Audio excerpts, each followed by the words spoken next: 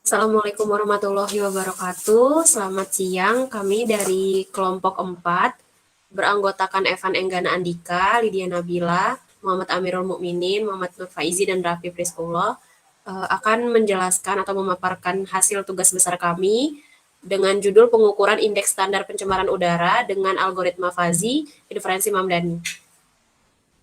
Next. Nah, di sini kita akan mempelajari ataupun menjelaskan tentang latar belakang permasalahan, teori fuzzy logic inferensi Mamdani, dasar teori dari permasalahan yang kami angkat, kemudian perancangan, pengujian, dan juga kesimpulan. Masuk ke latar belakang permasalahan. Penyaringan udara luar sejauh ini terbukti tidak efektif karena atmosfer kita sangat luas dibanding ukuran sistem penyaringan.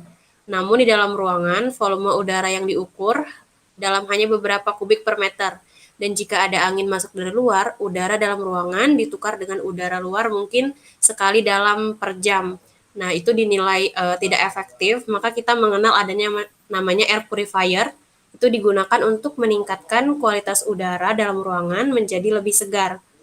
Salah satu manfaatnya itu dapat membersihkan udara dari polutan di sekitar ruangan dan memurnikan udara sekitar ruangan agar dapat memiliki kadar polutan tertentu yang bisa berbahaya berkali-kali lipat lebih tinggi daripada udara dari luar. Nah, untuk penentuan kategori dari kualitas udara tersendiri itu memiliki ada standar indeksnya, itu dikenal dengan ISPU atau Indeks Standar Pencemar Udara. Untuk indeks standar pencemar udara sendiri adalah angka yang tidak mempunyai satuan yang menggambarkan kondisi kualitas udara ambien di lokasi ataupun waktu tertentu, didasarkan kepada dampak terhadap kesehatan manusia. Dengan metode Fuzzy, inferensi Mamdani sangat cocok untuk membuat sistem ini karena metode ini dapat mengukur kualitas udara di suatu lingkungan tersebut. Next. Selanjutnya akan dijelaskan oleh Amir. Nah, selanjutnya ada dasar teori dari permasalahan. Yang pertama, air purifier. Air purifier ini merupakan suatu alat elektronik yang memiliki kemampuan untuk menjernihkan atau membersihkan udara di dalam suatu ruangan. Nah, air purifier ini itu digunakan untuk meningkatkan kualitas udara dalam ruangan menjadi lebih segar. Salah satu manfaat air purifier ini yakni dapat membersihkan udara dari polutan sekitar ruangan dan memurnikan udara sekitar ruangan yang dapat memiliki kadar polutan tertentu yang bisa berbahaya berkali lipat lebih tinggi daripada udara yang ada di luar. Cara kerja air purifier ini menggunakan sistem kipas internal yang menghisap udara di dalam ruangan, kemudian udara dikirim ke dalam filter untuk menghilangkan polutan yang berada di bagian belakang alat. Air purifier kemudian mengedarkan udara yang telah dimurnikan kembali ke ruangan. Proses ini akan terjadi beberapa kali dalam kurun waktu 1 jam dan menjaga lingkungan atau ruangan agar tetap sehat dan segar. Next.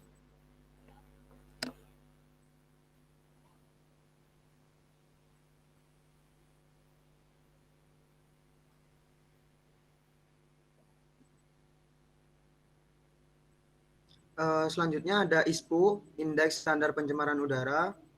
Indeks standar pencemaran udara ini yakni angka yang tidak mempunyai satuan yang menggambarkan kondisi kualitas udara ambien di lokasi dan waktu tertentu yang didasarkan kepada dampak terhadap kesehatan manusia. Hal ini sesuai dengan keputusan Menteri Negara Lingkungan Hidup nomor Cap 45 MNH 1997 tentang Indeks Standar Pencemaran Udara. Terdapat rentang kategori ISPU, yakni yang pertama nilai indeks ISPU berkategori baik, yakni antara nilainya 0 sampai 50 yang kualitas udara tidak menimbulkan efek apapun bagi kesehatan manusia dan makhluk hidup. Selanjutnya, nilai indeks ISPU berkategori tidak sehat, rentang nilainya 100 sampai 200, kualitas udara bersifat merugikan pada makhluk hidup. Dan yang terakhir, nilai indeks ISPU berkategori berbahaya dengan rentang nilai 300 sampai selanjutnya lebih, kualitas udara berbahaya dan dapat merugikan kesehatan makhluk hidup yang sangat serius. Nah, selanjutnya untuk parameter indeks standar pencemaran udara meliputi karbon monoksida, nitrogen dioksida, dan sulfur dioksida. Pengaruh ISPU pada setiap parameter udara seperti pada tabel berikut. Untuk kategori rentang yang baik 0 sampai 50, CO untuk di kategori CO tidak ada efek, di NO2 sedikit berbau, di SO2-nya mengalami luka pada beberapa tumbuhan. Selanjutnya di kategori atau rentang tidak sehat nilai 100 sampai 200 untuk di CO mengalami peningkatan kardiovaskular pada perokok hingga bukan perokok. Untuk di nitrogen dioksida terjadi peningkatan reaktivitas pembuluh tenggorokan hingga sensitivitas pada penderita asma dan bronkitis. Dan selanjutnya di sulfur dioksida meningkatnya kerusakan tanaman hingga sensitivitas pada penderita asma dan bronkitis. Selanjutnya di kategori rentan atau berbahaya dengan nilai 300 sampai selanjutnya atau lebih di semua parameternya akan terjadi tingkat pengaruh yang berbahaya bagi semua populasi yang terpapar. Next. Selanjutnya akan dilanjutkan oleh Evan Enggana Andika. Nah, lalu kita akan membahas mengenai teori logika fuzzy. Logika fuzzy merupakan suatu logika yang memiliki nilai kesamaran antara benar atau salah. Dalam logika klasik atau himpunan klasik, dinyatakan bahwa segala hal dapat diekspresikan dalam istilah biner 0 atau 1, hitam atau putih, ya atau tidak. Sedangkan logika fuzzy memungkinkan nilai keanggotaan antara 0 dan 1 yang menghasilkan istilah baru yang merupakan daerah samar. Nah, berikut langkah-langkah dari metode fuzzy ini. Langkah pertama adalah fazifikasi. Fazifikasi merupakan proses memetakan nilai numerik di dalam himpunan fuzzy. Masukkan yang nilai kebenaran yang bersifat pasti atau crisp input dikonversi menjadi bentuk fuzzy input. Fuzzy input ini berupa nilai linguistik yang semantiknya ditentukan berdasarkan fungsi keanggotaan. Lalu langkah kedua adalah inferensi. Inferensi fuzzy merupakan sistem aturan berdasarkan logika fuzzy yang digunakan sebagai alat untuk menyimulasikan pengambilan keputusan manusia berdasarkan konsep fuzzy. Pada tugas besar ini, kami menggunakan model Mamdani yang juga dikenal dengan metode min-max. Dan langkah ketiga adalah diversifikasi. Diversifikasi merupakan tujuan akhir yang ingin diperoleh pada proses diversifikasi dengan mendapatkan nilai output yang bersifat crisp atau tegas sebagai hasil akhir. Untuk penghitungan nilai crisp akhir digunakan metode centroid method. Lalu kita akan membahas tentang perancangan. Nah, di perancangan ini terdapat input dan output, di mana inputnya itu adalah karbon monoksida, sulfur dioksida, dan nitrogen dioksida. Dengan outputnya adalah indeks standar pencemaran udara atau ISPU. Nilai linguistik ini standarnya sama dari karbon monoksida, nitrogen dioksida, dan sulfur dioksida. Di sini ada 6 level ISPU, tapi kami hanya akan menggunakan baik, tidak sehat, dan berbahaya. Di mana untuk kadar baik itu ISPU-nya lebih kecil dari 50, yang tidak sehat itu 100 hingga 200, sedangkan yang berbahaya itu standar ISPU-nya lebih besar dari 300 dan lebih besar dari 300. Nah, berdasarkan nilai linguistik berikut, berdasarkan nilai linguistik yang tadi telah disampaikan, berikut adalah grafik fungsi keanggotaan untuk parameter input dan output. Ini adalah grafik fungsi keanggotaan input karbon monoksida yang akan sama dengan nitrogen dioksida dan sulfur dioksida. Dan di bawahnya ini ada fungsi keanggotaan output ISPU.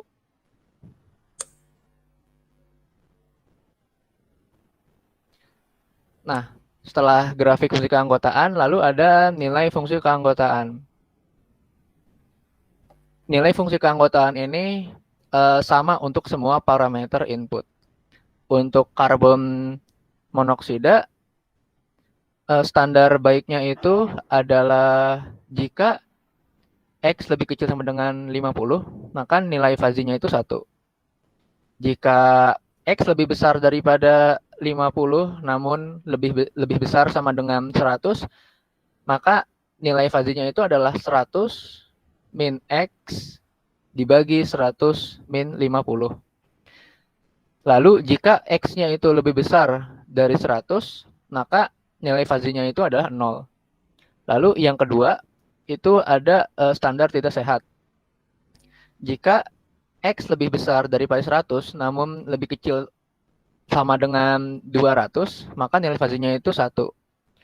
Jika X-nya itu lebih besar dari 50 namun lebih kecil dari 100, maka nilai fuzzy-nya itu adalah X min 50 dibagi 100 min 50. Lalu untuk nilai X lebih besar dari 200 namun lebih kecil dari 300, maka nilai fuzzy-nya itu adalah 300 min X per 300 min 200. Dan jika X lebih kecil sama dengan 50 atau lebih besar sama dengan 300, maka nilai fuzzy-nya itu adalah 0. Dan untuk standar berbahayanya, jika X lebih besar sama dengan 300, maka nilai fuzzy-nya adalah 1. Jika X lebih besar dari 200 namun lebih kecil dari 300, itu nilai fuzzy-nya adalah X min 200 dibagi 300 min 200. Dan jika X lebih kecil dari 200, maka nilai fuzzy-nya 0. Dan semuanya berlaku untuk semua parameter input. Nah, lalu di sini ada rules. Untuk semua rules yang ada di sini, kesimpulannya adalah digunakan tiga level, yaitu baik, tidak berbahaya, tidak sehat, dan berbahaya. Jika semua parameter input itu baik, maka semuanya baik. Namun jika ada satu saja yang tidak sehat, maka ISPU-nya itu tidak sehat. Dan jika ada tidak sehat dan berbahaya, maka yang akan diambil ISPU-nya itu adalah berbahaya. Dan ketiga kondisi ini berlaku untuk semua rules-nya. Ya, jadi pada tahap pengujian ini ada contoh kasus parameter uji tingkat kualitas udara, 3 parameter yaitu karbon monoksida, nitrogen dioksida, sulfur dioksida. Kemudian ada 2 kasus dengan air purifier yang mendeteksi pertama CO-nya bernilai 78, NO2 260, SO2 80, dan untuk kondisi kedua air purifier mendeteksi CO80, NO2 120, dan SO2-nya 260.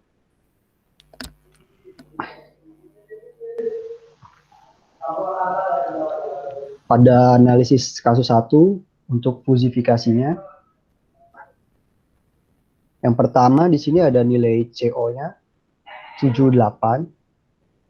Nilai 78 ini masuk pada rentang kategori baik dan juga tidak sehat.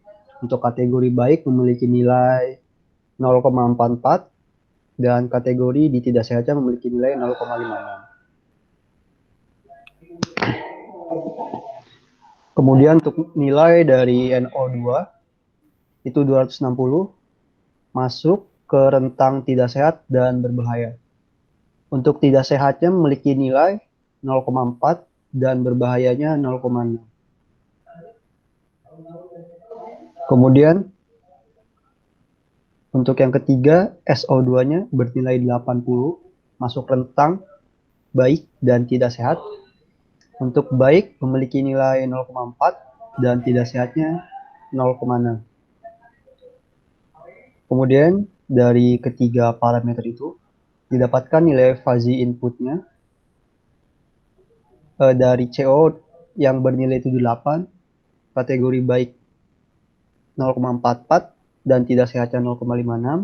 Kemudian untuk NO2 untuk nilai 260 memiliki nilai tidak sehatnya 0,4 dan berbahayanya 0,6. Kemudian untuk SO2 memiliki nilai 80, baiknya 0,4 dan tidak sehatnya 0,6. Selanjutnya ada inferensi. Dari rules kasus ke-1 di sini, jika kita memasukkan salah satu rules yaitu if CO-nya baik dengan nilai 0,44 dan NO-nya tidak sehat dengan nilai 0,4, kemudian SO2-nya baik dengan nilai 0,4, maka then ISPU tidak sehat dengan nilai 0,4. Kemudian begitupun dengan rules-rules selanjutnya, yang mana sesuai dengan ketetapan rules di awal.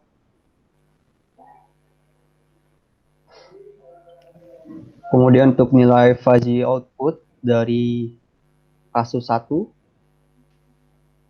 ini ada mu ISPU sama dengan jika tidak sehat 0,4, kemudian ada tidak sehat 0,4 dan tidak sehat 0,4, kemudian akan menggunakan metode untuk mencari dari nilai maksimum dari salah satunya, maka yang diambil nilainya 0,4, yaitu kategori tidak sehat. Kemudian jika ada nilai berbahaya 0,44, berbahaya 0,4, berbahaya 0,4, dan berbahaya 0,56, dengan metode yang sama untuk mencari dari nilai maksimum dari indeks itu, didapatkan berbahaya dengan nilai 0,56. Sesuai dengan grafik.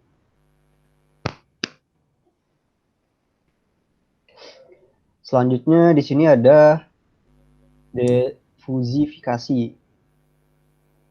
Dari metode defusifikasi ini dengan menghitung secara manual sesuai dengan rumus yang sudah tersedia, didapatkan nilai 246,67, dan ini masuk kategori tidak sehat dan berbahaya. Ya, ini merupakan hasil program di MATLAB dengan 3 input, CO, NO2, SO2, dan outputnya 1, ISPU. Kemudian di tabel sebelah atau gambar sebelah terdapat rules yang sudah diinputkan ke dalam MATLAB.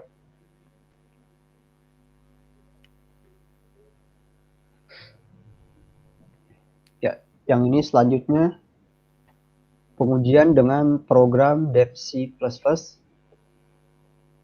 dengan nilai karbon monoksida 78, nitrogen dioksida 260, dan sulfur dioksida 80. Didapatkan nilai dengan karbon monoksida masuk kategori baik dengan nilai 0,44 dan tidak sehatnya 0,56. Kemudian nitrogen dioksidanya untuk tidak sehatnya memiliki nilai 0,4 dan berbahayanya 0,6. Kemudian untuk nilai sulfur dioksida baiknya 0,4 dan tidak sehatnya 0,6. Kemudian di sini ada interferensi dan nilai output akhirnya, di mana di nilai output akhir ini seperti hitungan manual sebelumnya, di mana ISPU tidak sehatnya memiliki nilai 0,4 dan ISPU berbahayanya 0,56. Dan nilai akhirnya 246,667. Oke, mungkin untuk lebih jelasnya bisa lihat di simulasi berikut ya.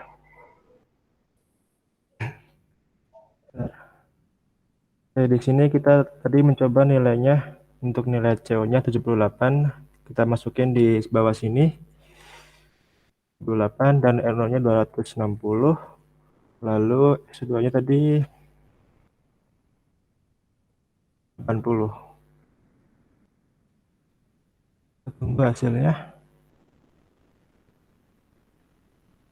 Ya kan dengan 246, sama dengan hitungan manualnya. Lanjut dengan program DevC++-nya.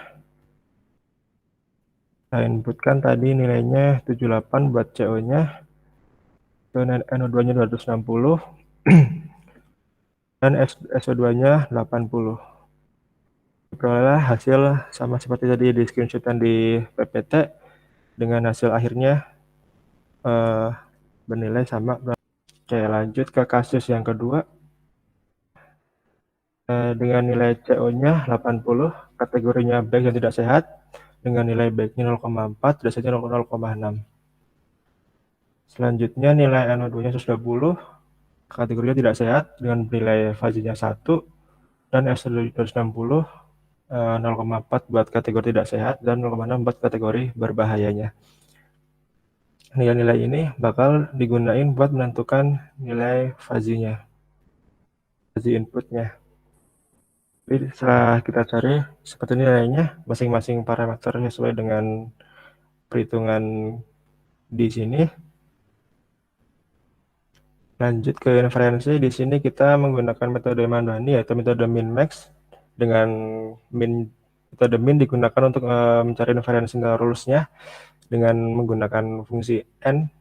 Kita cari nilai yang paling kecil 0,4 dan 0,6 buat kategori berbahayanya. Lanjut ke fuzzy outputnya, kita menggunakan metode max. Kita cari nilai maksimum dengan logikanya OR 0,4 buat kategori tidak sehatnya dan 0,6 buat kategori tidak berbahayanya. Ini merupakan hasil grafik yang setelah kita simpulkan di fuzzy outputnya. Kategorinya seperti ini. Selanjutnya defusifikasi untuk menentukan nilai CRISP akhir dari pengujiannya.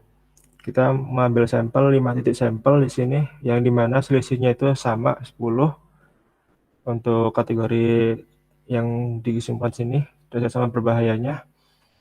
Lalu dibagi dengan hasil fuzzy outputnya. Kemudian dipload 250 untuk hasilnya. Ini hasil dengan MATLAB-nya 249, hampir sama dengan perhitungan manualnya. Untuk DevC++-nya hasil akhirnya juga sama 250. Untuk lebih jelasnya kita ke MATLAB saja. Kita coba jadi tadi inputnya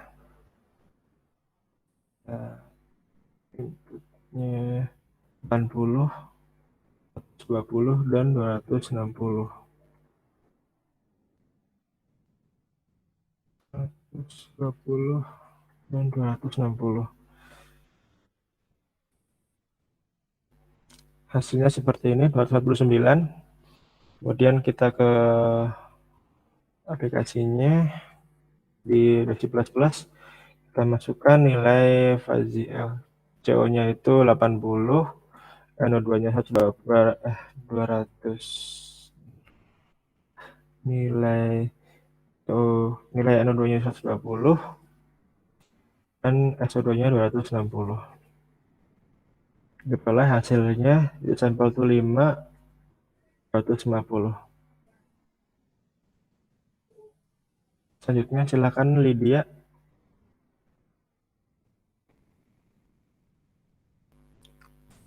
Berikut merupakan kesimpulan dari analisis 2 kasus yang kami lakukan berdasarkan hasil perhitungan manual dan juga menggunakan DevC++ dan juga MATLAB. Didapatkan untuk hasil perhitungan manual kasus 1 didapat tingkat kualitas udara dengan nilai 246,67 dan perhitungan aplikasi tingkat kualitas udara 246,67 juga. Sedangkan pada kasus 2 dengan perhitungan manual didapatkan tingkat kualitas udara 250 dan dengan perhitungan aplikasi didapatkan dengan nilai 249. Nah, dengan demikian hasil perhitungan manual dan aplikasi menghasilkan nilai yang hampir sama. Dari hasil kedua kasus tersebut diperoleh tingkat kualitas udara yang paling buruk berada pada kasus 2, yaitu sebesar 249 atau 250.